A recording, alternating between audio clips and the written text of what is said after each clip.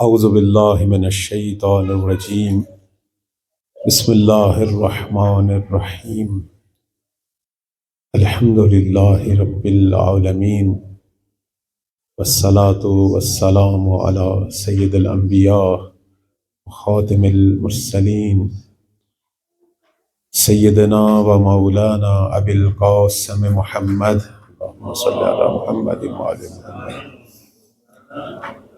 وعلى آلہ الطیبین الطاہرین المعصومین سیما بقیت اللہ اللہم اجل لولیک الفرج اما بعد فقال مولانا امیر المؤمنین امام المتقین اول المظلومین اصبر الصابرین قال فزت ورب الکعبہ صلوات پڑھیں بر محمد و آل محمد صلی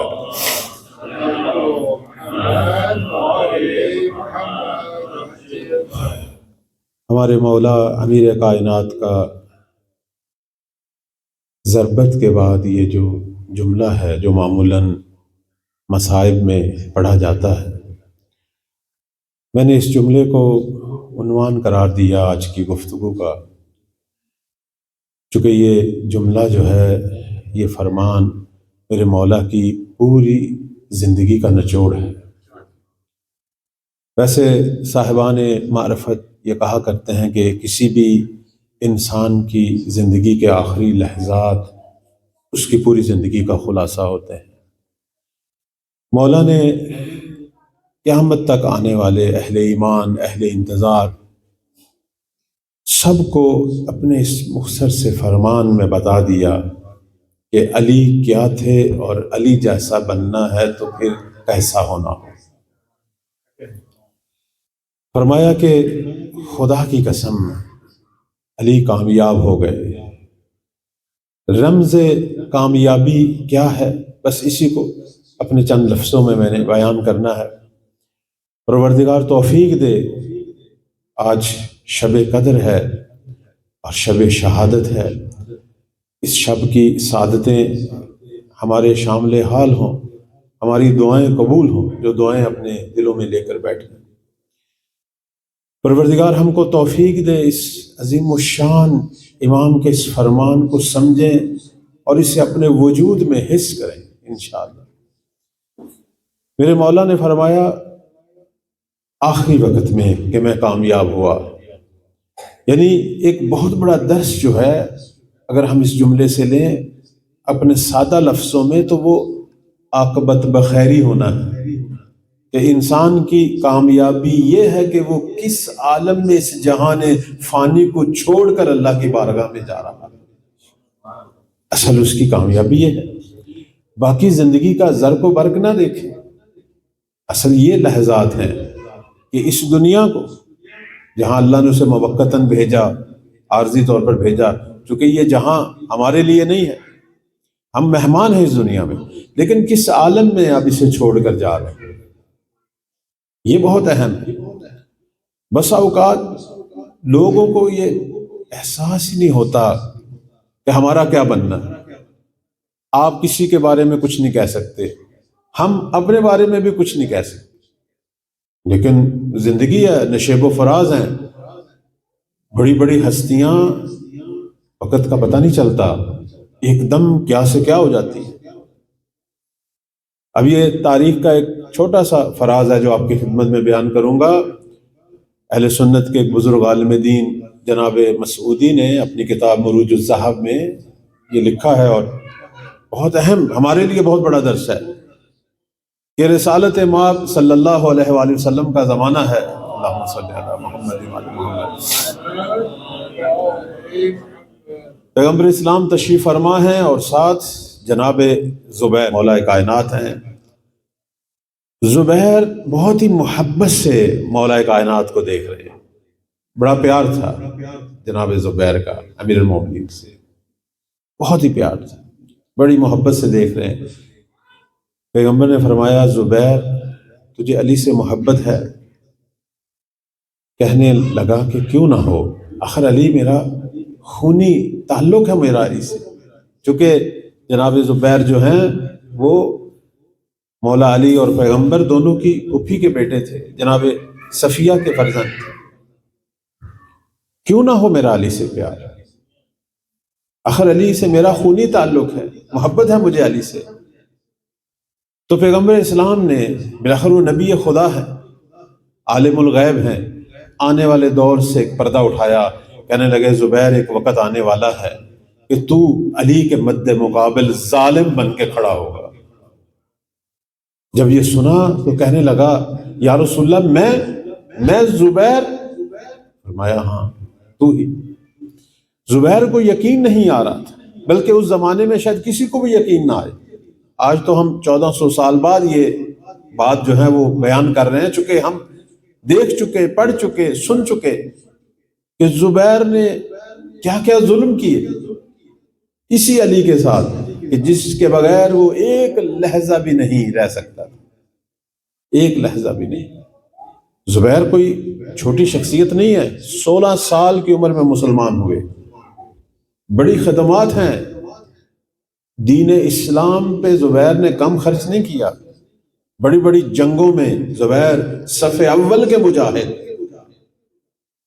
لیکن کیا ہوا؟ یہی زبیر جس کا اتنا بڑا کارنامہ، اتنی خدمات، لیکن کیا ہوا زبیر کہ ایک دم جو ہے وہ پستیوں میں گر گیا زبیر۔ آیا کسی کی تضمین ہے؟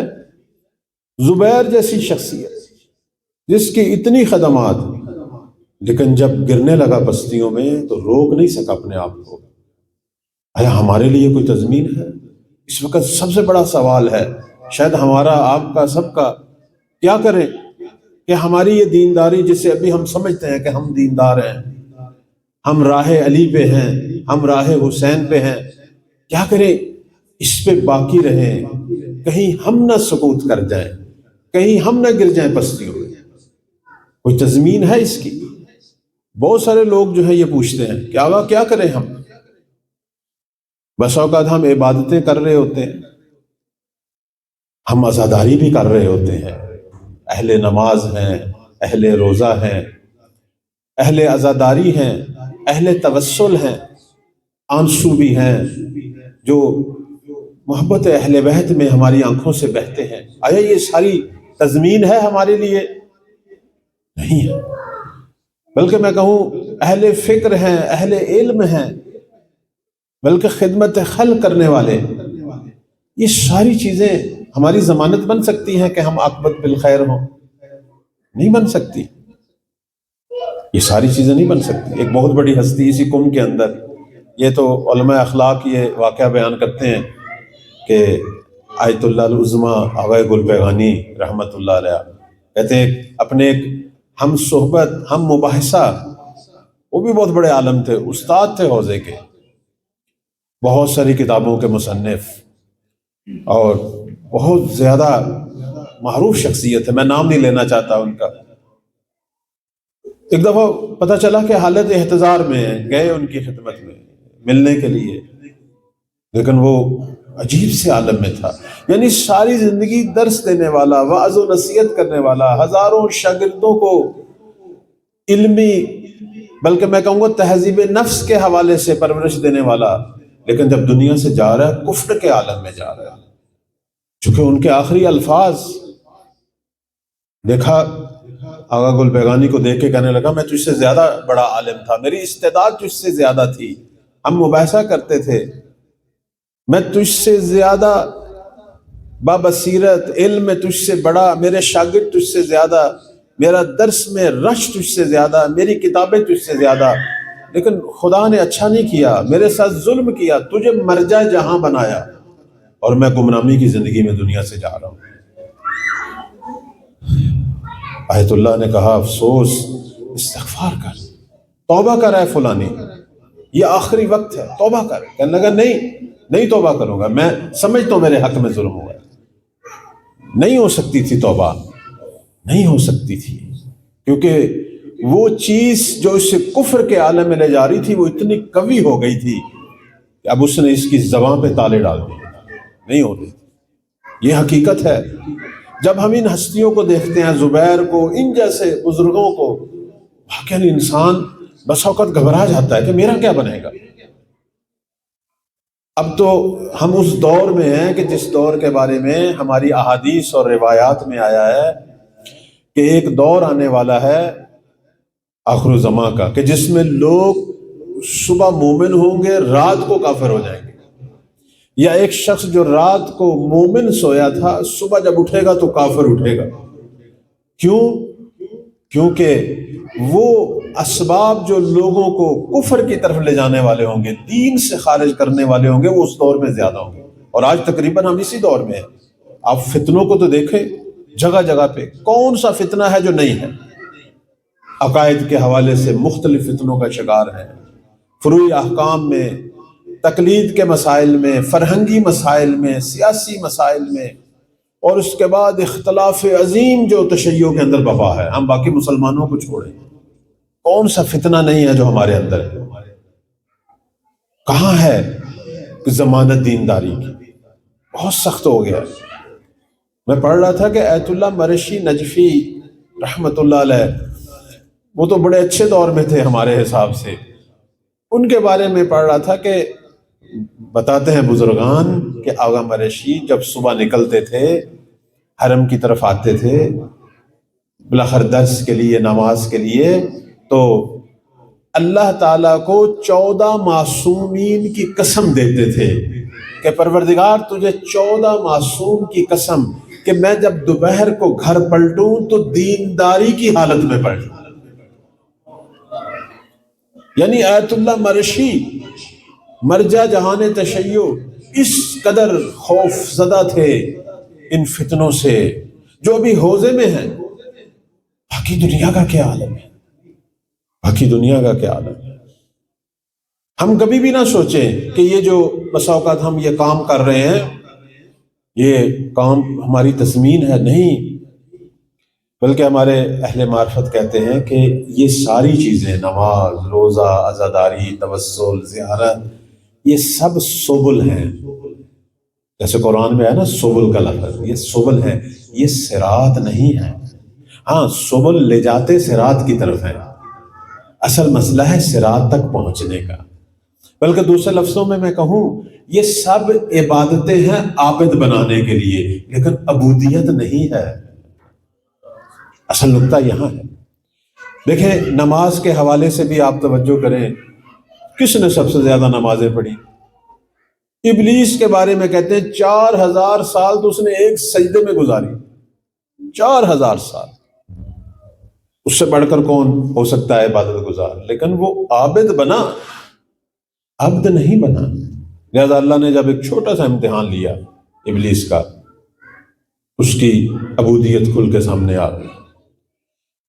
عبد اور عابد میں فرق کیا ہے؟ وہ یہی ہے، عابد صرف اس کی توجہ اپنی عبادتوں پہ ہوتی ہے، عبد کی توجہ اللہ کی بارگاہ میں تسلیم ہونے پہ ہوتی ہے۔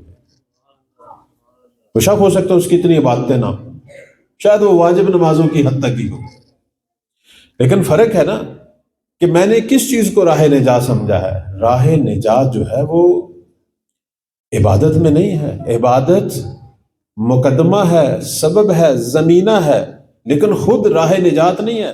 اگر عبادت راہ نجات ہوتی تو ابلیس بخشا جاتا، پھر نجات پا جاتا، بلکہ عبادت جو ہے وہ مقدمہ ہے عبودیت کا۔ اگر ہم عبودیت تک پہنچے پھر کہہ سکتے ہیں اپنے مولا کی ہمراہی میں کہ فزت ورب الکعبہ، پھر کہہ سکتے ہیں، ورنہ کثرت عبادت بسا اوقات تو جیسے ابھی یہی نماز ہے، نماز پڑھنا ہو سکتا ہے یہ عبودیت کا بھی ایک نشانہ ہو، ایک علامت ہو، لیکن بسا اوقات نماز نہ پڑھنا عبودیت ہے۔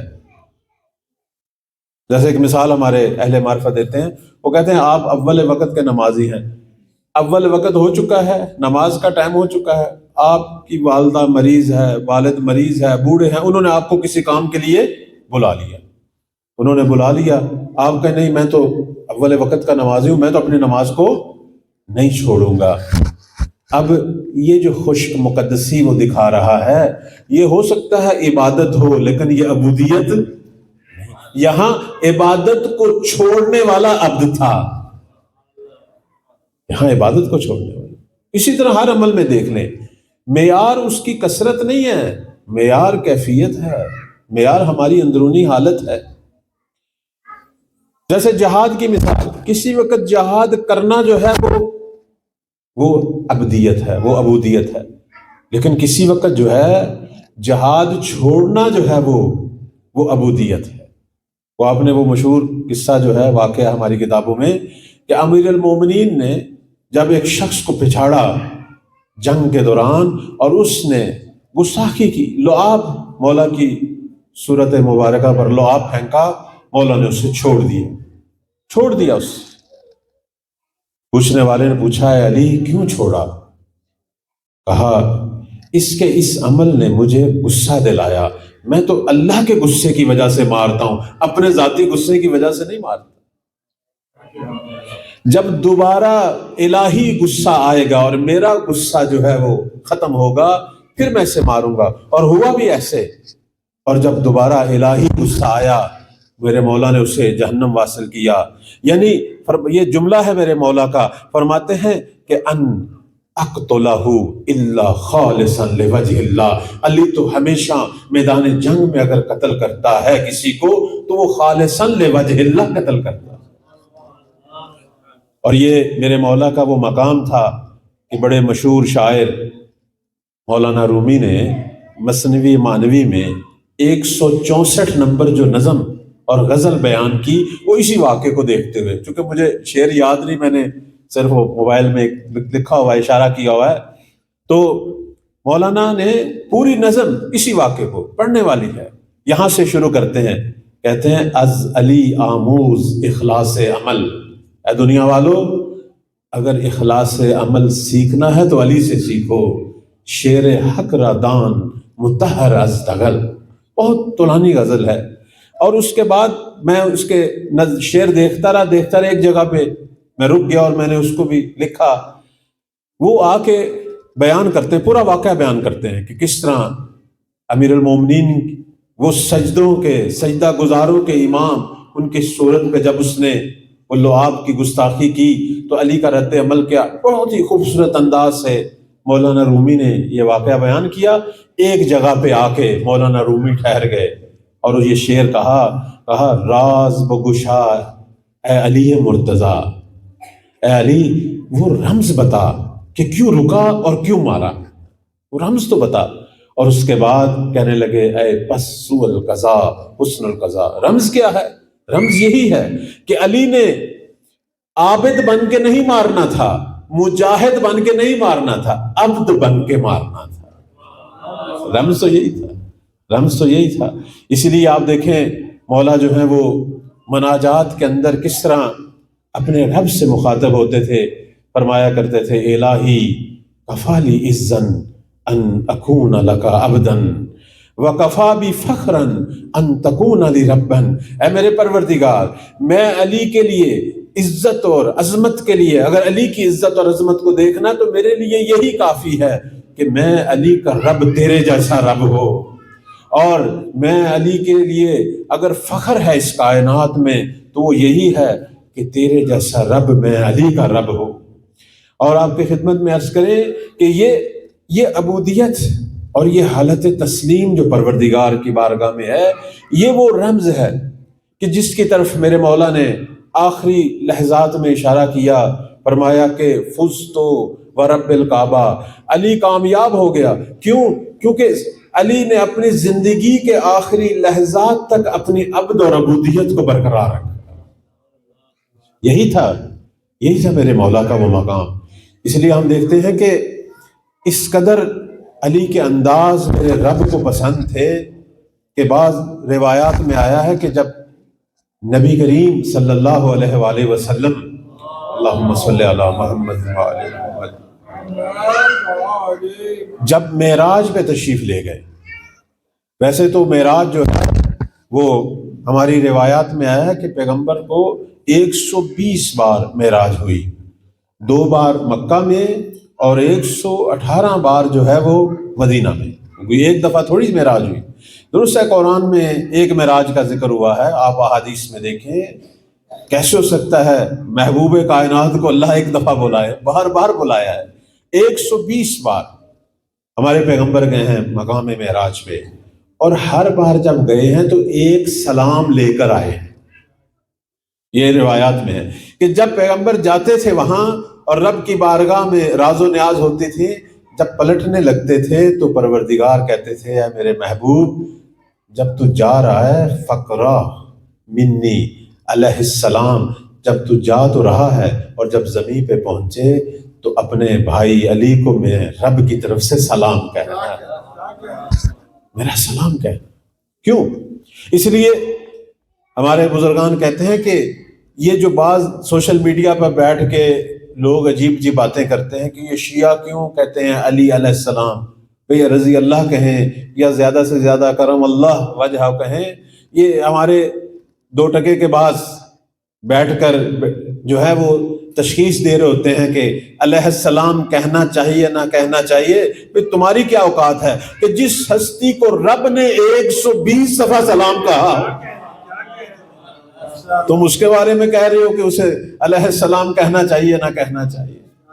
یہ میرے مولا کی عظمتیں ہیں، میرے مولا کی عظمتیں ہیں۔ چونکہ ٹائم میں گنجائش نہیں ہے اور چند جملے مصائب کے بھی ہیں، تو میں عرض کر رہا تھا کہ یہ جو عبودیت کے لحظات ہیں میرے مولا کے، پوری زندگی میں بکھرے، پوری زندگی میں بکھرے، پوری زندگی امام کی عبودیت سے بھری ہوئی ہے۔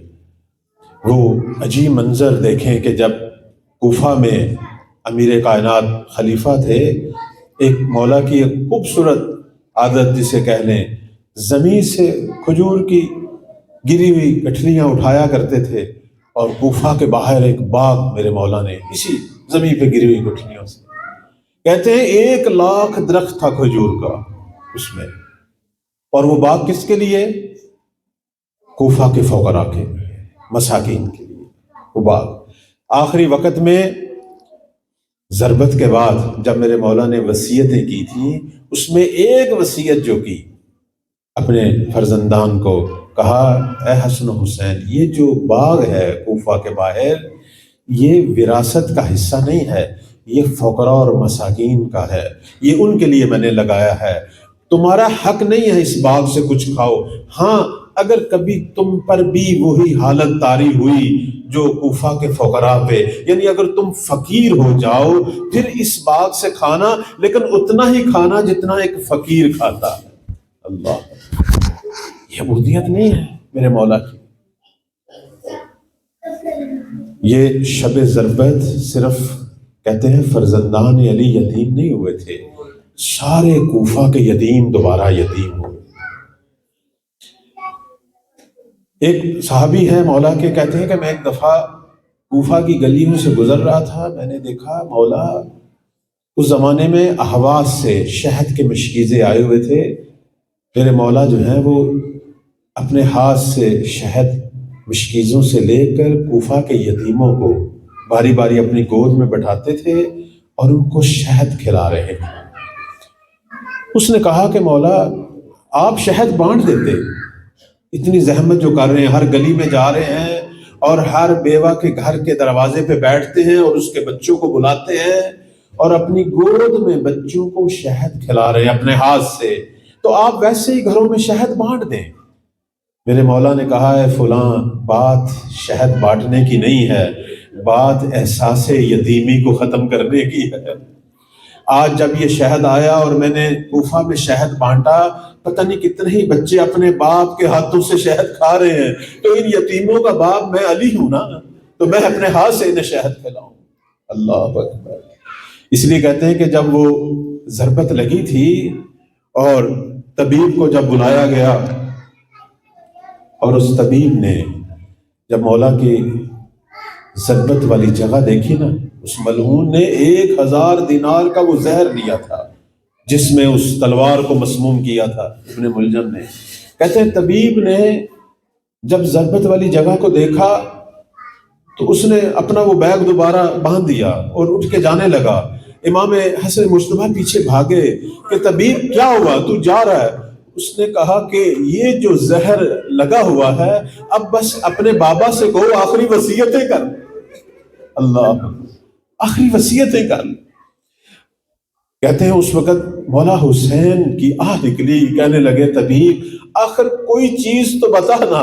کہنے لگا بس ایک ہے، اگر دودھ پلاتے رہو چند لہجے زیادہ جی لے گا علی، بس میں یہی کہہ سکتا ہوں۔ اجرکم اللہ۔ بس کہتے ہیں کہ کسی یتیم کے کانوں میں یہ بات پہنچ گئی، اب کوفہ کا رنگ اور سما بدل گیا۔ بس تھوڑی سی دیر کے بعد کہتے ہیں کنیز بھاگی ہوئی آئی حسن مجتبیٰ کی خدمت میں، کہنے لگی مولا ایک دفعہ باہر دروازے پہ آئے۔ اللہ اکبر، اللہ اکبر، اجرکم اللہ، اجرکم اللہ۔ کہنے لگی ایک دفعہ دروازے پہ تو آئے۔ حسن مجتبیٰ جب دروازے پہ پہنچے تو کیا منظر تھا، کوفہ کے سارے یتیم جمع تھے، ہاتھوں میں دودھ کے پیالے تھے۔ اجرکم اللہ۔ کہتے ہیں ایک بیوہ تھی جس کا چھوٹا سا بچہ تھا معصوم، ایک بچہ گود میں تھا اور ایک اس نے اپنے ہاتھ سے اس کو ہاتھ سے پکڑا ہوا تھا اور دودھ کا پیالہ لے کے کھڑی تھی۔ امام اسے پہچانتے تھے، کہتے تھے، فرمایا مولا نے کہ میں تجھے جانتا ہوں، تیری اپنی حالت بہت خراب ہے، بہت غربت میں تو زندگی کاٹ رہی ہے، پتہ نہیں کتنی مشکل سے یہ دودھ تم تک پہنچتا ہے، تو کیوں دودھ لے کے آ گئی ہو؟ کہنے لگی جب سے پتہ چلا کہ علی کو طبیب نے کہا ہے کہ دودھ کی ضرورت ہے، پتہ نہیں میرے بچوں نے دودھ پینا چھوڑ دیا۔ اجرکم اللہ، اجرکم اللہ۔ کوفہ کے یتیم دوبارہ یتیم ہوئے۔ اللہ اکبر، اللہ اکبر۔ اس وقت عجیب حالت تھی۔ کہتے کچھ اصحاب میرے مولا کے ایسے تھے کہ جو دروازے پہ بیٹھے ہوئے تھے، وہ گھر نہیں گئے، یعنی جب سے پتہ چلا نا کہ ضربت لگی ہے اور جب مولا کو گھر لایا گیا اس وقت سے وہ گھر کے دروازے سے لگ کے بیٹھے ہوئے تھے، اور جب کبھی امام حسن مجتبیٰ کو دیکھتے تھے تو کہتے تھے ایک دفعہ اگر ہو سکے مولا کی زیارت ہمیں دوبارہ کروا دو۔ ان کے نام ہیں ہماری تاریخ میں، ان میں سے ایک جناب اسبق بن نبات ہیں، کہتے ہیں کہ وہ بھی دروازے کے ساتھ ٹیک لگا کے بیٹھے ہوئے تھے، اور امام حسن مجتبیٰ سے جب کہا نا تو میرے مولا نے ان کو گھر لے آئے۔ اسبق یہ روایت کہتے ہیں، یہ روایت ان کی طرف سے ہے، کہتے ہیں میں نے علی کو اس عالم میں دیکھا کہ ان کی پیشانی پہ ایک زرد پٹی بندھی ہوئی تھی اور مجھے پتہ نہیں چل رہا تھا کہ پٹی کا رنگ زرد ہے یا علی کے چہرے کا رنگ زرد ہے، ایک ہی رنگ ہوا پڑا تھا۔ اور اس کے بعد ایک ہستی جو ہے جناب ساسا کا ذکر آتا ہے، کہتے ہیں وہ بھی آخری لحظات میں پہنچے۔ کہتے ہیں جب میں گیا مولا کی بارگاہ میں تو مجھے دیکھ کر امام کی آنکھیں کھل گئیں، تھوڑی سا انہیں سکون سا احساس ہوا، مجھے بھی بڑی خوشی ہوئی کہ مولا کے آخری وقت میں تھوڑی دیر کے لیے آنکھیں کھلی۔ میں نے کہا مولا میں ساری عمر آپ کو تنگ کرتا رہا، آپ سے سوالات کرتا رہا، اگر اجازت ہو تو اب بھی کچھ سوال کروں۔ اللہ اکبر۔ آخری لحظات ہے، امیر المومنین نے اسے روکا نہیں، کہا ساسا سوال کرو لیکن تھوڑے سے مختصر سوال کرو، چونکہ میرے اندر ہمت نہیں ہے تیرے لمبے سوالوں کا جواب دینے کی۔ ساسا کہتے ہیں میں نے اس وقت بھی 6 سوال کیے اور مولا سے جواب لیا۔ ایک اور ہستی جس نے اسی لحظے جو ہے وہ امام سے ملاقات کی، اس کا نام ذکر ہوتا ہے حبیب ابن عامر۔ کہتے ہیں میں گیا امام کی خدمت میں، امام کی بارگاہ میں بیٹھا تھا تو امام نے ایک دفعہ آنکھیں کھولی اور بند کی اور کہا حبیب میں دیکھ رہا ہوں آسمان سے فرشتوں کی قطاریں نیچے کی طرف آ رہی ہیں، اور میں دیکھ رہا ہوں کہ انبیاء صفیں باندھے کھڑے ہیں۔ کہنے لگا مولا کیوں؟ کہنے لگے حبیب میں دیکھ رہا ہوں میرے دائیں طرف رسالت مآب تشریف فرما ہے، اور میں دیکھ رہا ہوں میری بائیں طرف فاطمہ زہرا تشریف فرما ہے، بس لگتا ہے میرا آخری وقت آنے والا ہے۔ تو جناب حبیب گھبرا کے اٹھے اور باہر کی طرف چل پڑے، سمجھ گئے کہ یہ آخری وقت ہے، اب بچوں کا پاس میں بیٹھنے کا وقت ہے، میرا وقت نہیں۔ بس گھر کے دروازے پہ پہنچے، تھوڑی سی دیر دروازے کے ساتھ کھڑے رہے تو گھر سے رونے کی آوازیں آئیں، اور پھر حسن مجتبیٰ دروازے پہ پہنچے اور کہا اے شیعو اے مومنو انا للہ و انا الیہ راجعون۔ اللہ اکبر، اللہ اکبر، اجرکم اللہ۔ بس یہ کوئی جنازہ تھا، کہتے ہیں رات کی تاریکیوں میں اٹھا، یہ جنازہ رات کی تاریکیوں میں اٹھا اور امام کو لے کر یہ چل پڑے۔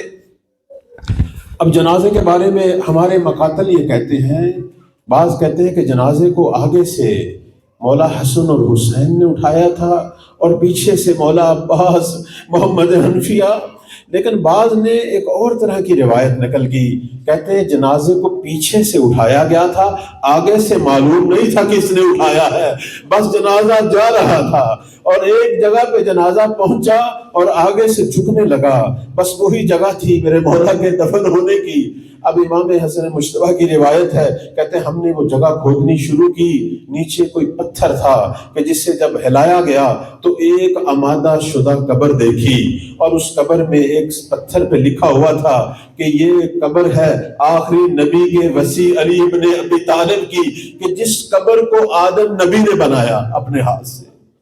اس لیے کہتے ہیں کہ مولا کی جو قبر مبارک ہے یہ حضرت آدم اور نوح کے درمیان ہے، یعنی ایک طرف حضرت آدم کی قبر ہے اور ایک طرف حضرت نوح کی، بس یہ وہ جگہ تھی جہاں میرے مولا کو دفن کیا گیا۔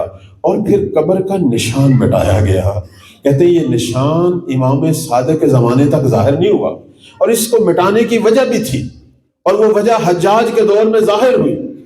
کہتے ہیں حجاج نے، اس ملعون نے 3000 فوجیوں کو صرف اسی کام کے لیے رکھا ہوا تھا کہ جگہ جگہ گڑھے کھودو اور علی کی لاش کو، ان کے جسد مبارک کو ڈھونڈو، چونکہ میں چاہتا ہوں اپنی آنکھوں کے سامنے سولی پہ لٹکاؤں۔ اللہ اکبر! اس لیے تو کہتے ہیں کہ یہ ظلم تو ختم نہیں ہو رہے تھے۔ میں بس ایک جملہ یہاں کہہ کے ختم کر رہا ہوں۔ کسی نے پوچھا کہ مولا علی کے القاب میں ایک لقب ہے اصبر الصابرین، اور یہ زیارات میں بھی آیا السلام علیکہ یا اصبر الصابرین۔ پوچھنے والے نے پوچھا، علامہ نقم سے ظاہراً یہ سوال ہوا تھا کہ آیا مولا حسین زیادہ مظلوم نہیں تھے؟ آیا انہوں نے زیادہ صبر نہیں کیا کربلا میں؟ کیوں کہا جا رہا ہے کہ علی اصبر الصابرین ہے، حالانکہ سب سے زیادہ ظلم تو کربلا میں ہوا؟ لیکن کیوں امیر کائنات کے بارے میں کہا گیا اجرکم اللہ؟ علامہ نقم رو پڑے اور کہنے لگے ایک وجہ ہے جو میں نے بہار میں دیکھی، اور یہ میں نے بھی روایت دیکھی ہے، کہنے ایک وجہ ہے، وہ یہ وجہ ہے کہ حسین پہ جتنے بھی ظلم ہوئے تھے اپنی آنکھوں کے سامنے زینب کو بے ردا ہوتے ہوئے نہیں دیکھا، اجرکم اللہ، اپنی آنکھوں کے سامنے سکینہ کے چہرے پہ تماچے لگتے ہوئے نہیں دیکھے۔ یہ علی کا صبر تھا کہ رسول کی بیٹی کو تازیانے لگتے ہوئے بھی دیکھے، اور دیوار و در کے درمیان خون سے نہاتے ہوئے بھی دیکھا۔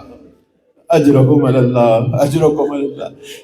کہتے ہیں کہ مولا حسن مجتبیٰ واپس آ رہے تھے دفن کرتے ہوئے، جب واپس آئے نا مدینے کی طرف تو ایک مخروبے سے گزرے، وہاں کسی کے کراہنے کی آواز سنی، دیکھا ایک نابینا بوڑھا شخص پڑا ہوا ہے۔